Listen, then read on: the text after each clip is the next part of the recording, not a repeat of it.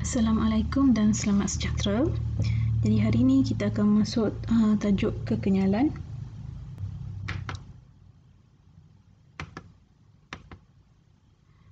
Okey, kita tahu bahawa daya yang bertindak ke atas satu objek akan mengubah bentuk dan saiz objek. Ini kamu dah belajar berkaitan dengan daya. Kita tak dapat lihat daya tapi kita hanya dapat lihat kesan daya. Jadi kesan daya adalah daya boleh mengubah bentuk dan saiz objek. Jadi ini adalah kesan daya. Jadi daya yang bertindak akan mengubah bentuk dan saiz objek tersebut. Kekenyalan pula sifat bahan yang membolehkan sesuatu objek kembali kepada bentuk dan saiz asal selepas daya yang bertindak ke atasnya dialihkan. Apa maksudnya? Contohnya ada gelang getah. Ada gelang getah ni. Gelang getah ni. Gelang getah ni, bila kita tarik, dia akan jadi memanjang. Jadi maksudnya bentuknya berubah. Jadi gelang getah ini akan berubah bentuk apabila kita kenakan daya. Dia berubah bentuk. Katakan kalau bentuk asalnya panjang ni, bila kita kenakan daya dia jadi panjang macam ni. Jadi apabila kita alihkan daya, objek itu akan kembali ke bentuk asal. Jadi kebolehan objek untuk kembali ke bentuk asal kita panggil kekenyalan. Kekenyalan adalah sifat bahan yang membolehkan objek itu kembali ke bentuk asal apabila daya dialihkan. Jadi itu adalah kekenyalan. Apa hubungan daya? Hubungan daya dengan pemanjangan spring.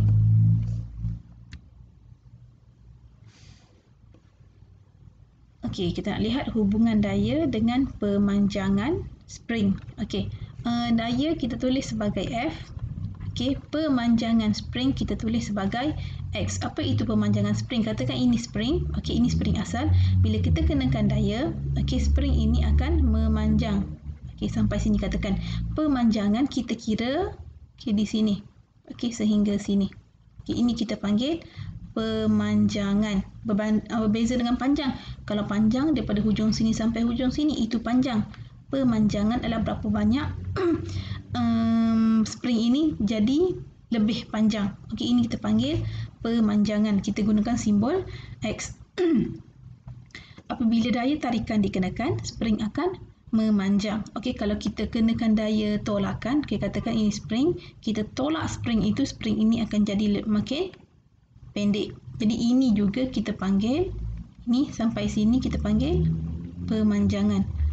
Kalau ini kita kenakan daya tarikan, kalau ini kita kenakan daya tarikan, ini pula kita kenakan daya tolakan.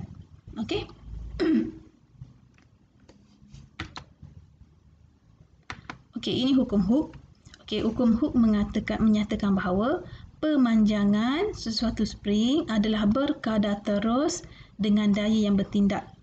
Jika tidak melebihi had kekenyalan spring itu. Jadi hubungan kita boleh tulis sebagai X, pemanjangan berkadar terus dengan daya. X berkadar terus dengan F, ataupun kita juga boleh tulis F berkadar terus dengan X. Mana-mana pun boleh. Jadi untuk kita jadikan bentuk equation, kita letak satu pemalar untuk dapatkan bentuk equation. Jadi kita dapat F sama dengan KX, di mana F adalah daya, X adalah pemanjangan spring dan K adalah pemalar. Jadi F sama dengan KX kita panggil, F sama KX kita panggil hukum Hooke. F sama dengan KX ini adalah hukum Hooke. Bila kita lukis graf, X melawan F, kita akan dapat satu graf garis lurus. Ini menunjukkan dia berkadar terus. Dia berkadar terus. Kalau daripada graf ini, kalau kita nak cari gradient, macam mana kita nak cari gradient? Apa formula untuk gradient? Kita akan ambil satu titik di hujung sini, betul tak? Kita tarik ke bawah. Kita tarik ke bawah. Sorry.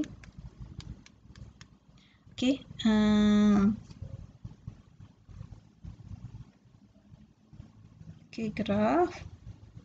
Kita tarik ke bawah. Okey. Jadi ini kita cari berapa delta y di sini, dan untuk sebelah sini kita cari berapa delta x. Jadi untuk cari gradient, m sama dengan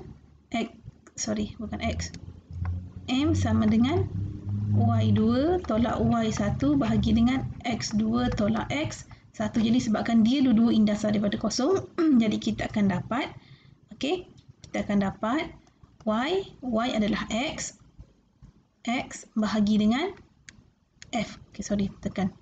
Okey, m sama dengan x bahagi dengan f. Jadi ini adalah gradient, okey, kecerunan untuk graf. Okey, kecerunan untuk graf ini. Okey. Okey, ini sudah terangkan. Okey, itu kalau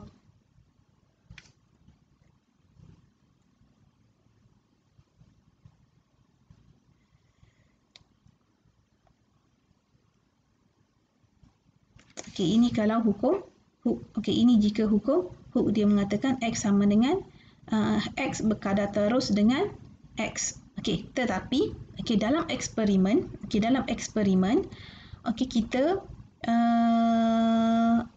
kita ubah sedikit grafnya. Kita ubah sedikit grafnya. Sebab kita gunakan formula. Bila dalam eksperimen kita mesti berdasarkan formula. Jadi formula yang kita dapat adalah f sama dengan kx. Jadi f sama dengan kx. Ini formula hukum Hooke. Jadi kalau ikutkan eksperimen ataupun persamaan secara am, ini bersamaan dengan y sama dengan mx plus mc. Kamu dah belajar dalam matematik. Tapi bukan mc, plus c.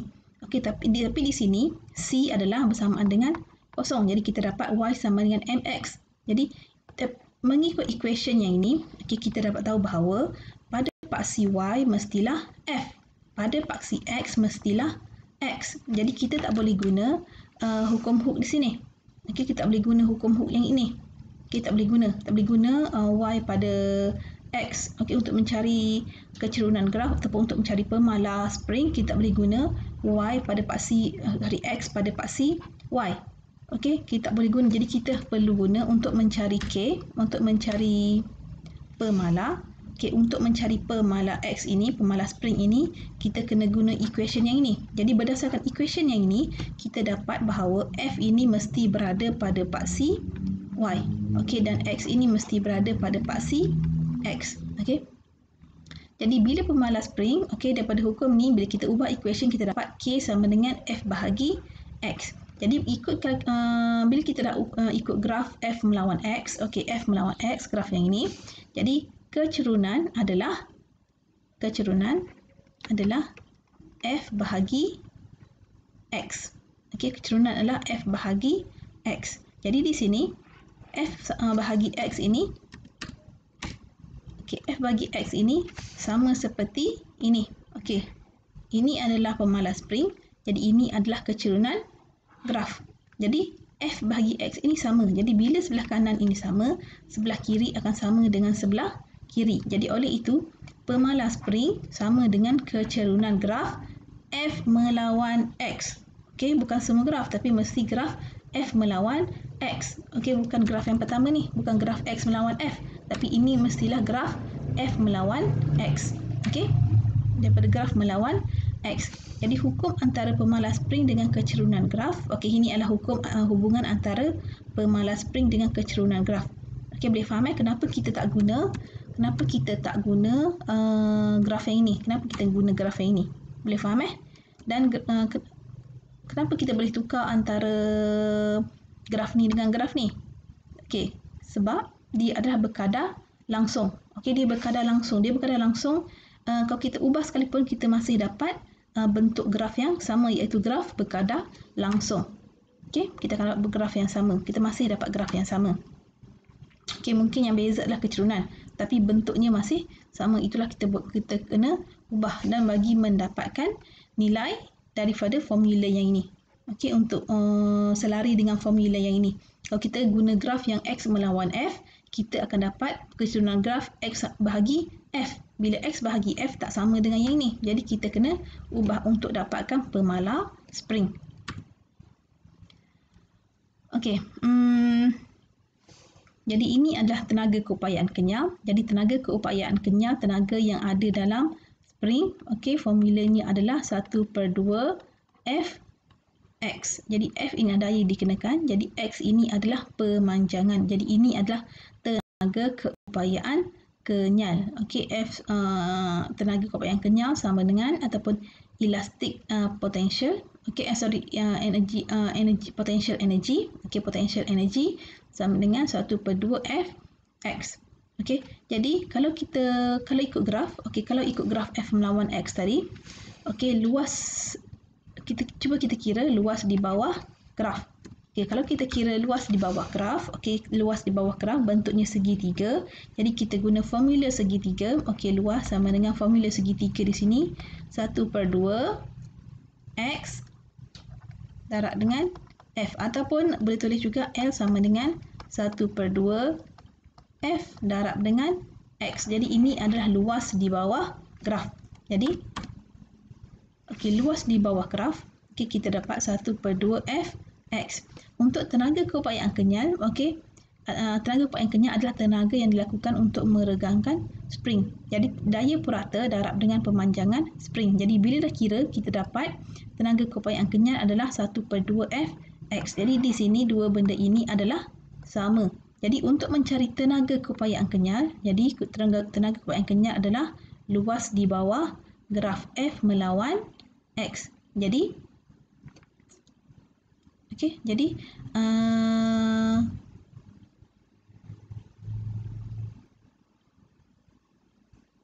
okey. Jadi formulanya adalah EP sama dengan 1/2 F X. Okey, 1/2 F X, dan kita tahu F sama dengan K X. Jadi kita gantikan KX dalam formula yang ini.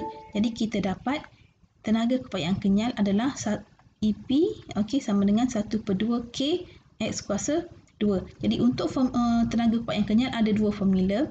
Okay, kalau kita nak jika soalan itu berikan kita nilai F ataupun berdasarkan graf, kita guna 1/2 KX kuasa 2. Kalau kita tak ada nilai K, kita tidak diberi nilai keupayaan pemalar spring, kita guna formula EP sama dengan 1/2 F X. Nak guna formula yang ini ataupun formula yang ini, dua-dua pun tak ada masalah. Okey, bergantung kepada maklumat yang diberikan. Okey, dua-dua formula tak salah. Tapi kamu nak kira, kamu kena lihat maklumat yang diberikan. Apa maklumat yang diberikan untuk kamu buat equation mana kamu nak guna. Okey, boleh faham? Okey, jadi daripada graf, kalau kamu diberikan graf, okey, kalau kamu diberikan graf, okey, satu graf, F melawan X, okey, dari graf ini, kamu boleh cari nilai K, okey, dan juga kamu boleh cari nilai keupayaan kenyal, okey, daripada formula ni. Jadi untuk cari K, kita kira gradient. Okey, K sama dengan gradient, manakala EP, okey, tenaga keupayaan kenyal sama dengan luas di bawah graf. Okey, ini adalah tenaga keupayaan kenyal.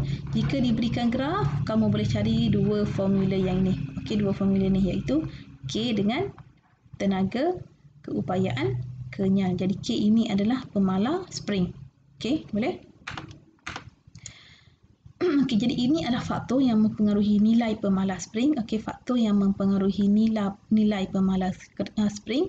Okey, yang pertama adalah bahan spring, yang kedua panjang spring, yang ketiga diameter, yang keempat adalah ketebalan dawai spring. Okey, untuk tajuk ni saya nak kamu salin nota. Mana nota yang rasa kamu yang bersesuaian, saya nak kamu salin, terutama yang ini mesti salin. Okey, untuk bahan spring, okey, faktornya adalah kalau bahan yang berlainan, okey, nilai pemalar spring juga berlainan. Okey, kenapa? Sebab pemalar spring ini berubah mengikut jenis bahan spring. Okey, yang kedua, panjang spring. Okey, kalau spring itu lebih pendek, okey, nilai pemalar, nilai K adalah tinggi. Okey, nilai pemalar adalah tinggi. Okey, kalau panjang spring itu lebih panjang, okey, panjang spring lebih panjang ataupun lebih besar, okey, nilai pemalas spring adalah lebih rendah. Okey, boleh lebih rendah.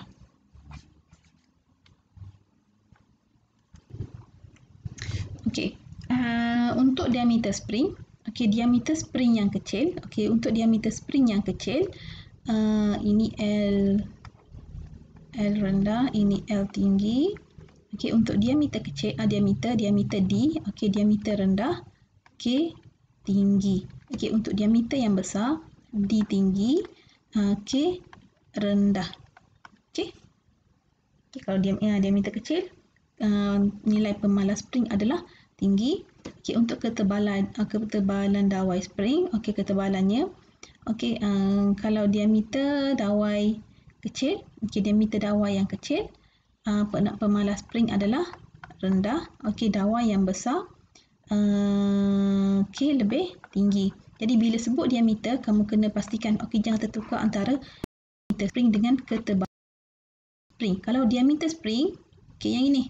Okey, bila spring ni spring, diameter adalah daripada sini ke sini. Okey, kalau ketebalan dawai spring yang ini. Dawai yang ini tebalnya sama ada dia halus ataupun dawai yang besar. Okey, itu maksud ketebalan dawai spring. Okey, kamu jangan confuse. Jadi untuk ketebalan dawai, okey, ketebalan dawai, okey, dia berkadar langsung dengan K. Okey, ini berkadar langsung, ini berkadar songsang, ini berkadar songsang. Okey.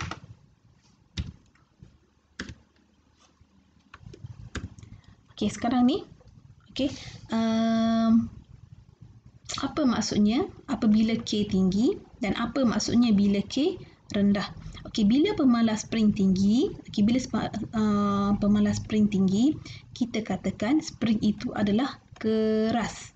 Okey, keras. Jadi bila spring itu keras, pemanjangannya akan jadi sedikit. Katakan kalau kita berikan 20 Newton bahan, okey, kita gantung kepada spring yang mempunyai pemalas spring yang tinggi, pemanjangannya adalah kecil. Contohnya X sama dengan 10. Okey, kalau kita letakkan daya 20 Newton, okey, pada pemalas spring yang rendah, okey, kita akan dapat X dengan nilai yang lebih tinggi, 20. Okey, itu maksudnya K tinggi, okey, pemalas spring tinggi maksudnya dia keras. Jadi bila keras, pemanjangan akan jadi rendah. Okey, bila pemalas spring rendah, okey, bermaksud spring itu adalah lembut. Jadi bila lembut, dia mudah nak panjang. Jadi pemanjangan akan jadi tinggi. Nilai pemanjangannya adalah tinggi. Jadi ini bezanya pemalas spring rendah dengan pemalas spring yang tinggi. Jadi bila pemalas spring yang tinggi, dia lebih keras. Jadi bila lebih keras, dia pemanjangan ia tu pendek. Okey, boleh faham Okay, kita lihat penyelesaian masalah yang melibatkan daya dan pemanjangan spring. Okey.